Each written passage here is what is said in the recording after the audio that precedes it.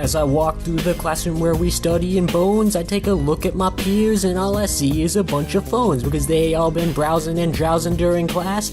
The teacher's about to ban tech from our ass, but I ain't never had a class without giving full attention. Me be treated like a flunk is beyond comprehension. So watch where you're ticking and where you're talking, or the skeleton test might give you grades of bopping.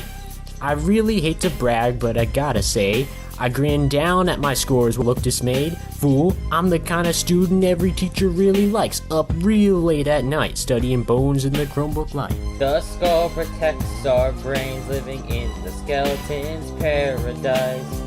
The ribs protect our lungs, living in the skeleton's paradise. Vertebrae is split into 5, living in the skeleton's paradise. Cervical vertebrae is for the nerves.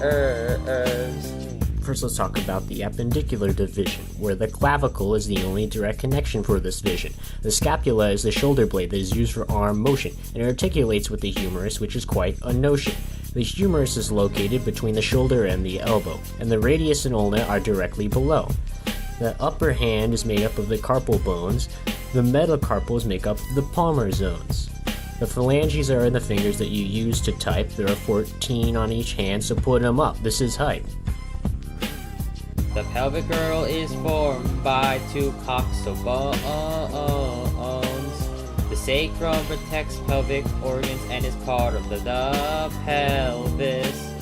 Coccyx is the tailbone and is also part of the pelvis. Thoracic vertebrae are coastal facets for the ribs. Now let's talk about the lower limb where the femur takes up weight bear, with the tibia and fibula right below there. Between the femur and the tibia, we got the patella to connect the pair. Now that the leg are covered up, it's time to talk about how to stand up. The ankle is composed of 7 tarsal bones, with the foot being made up of metatarsal bones. You might be thinking this is similar to the hands. This is right, because it has phalanges as it stands. The skull protects our brains, living in the skeleton's paradise. The ribs protect our hearts, living in the skeleton's paradise. The vertebrae is split into 5, living in the skeleton's paradise.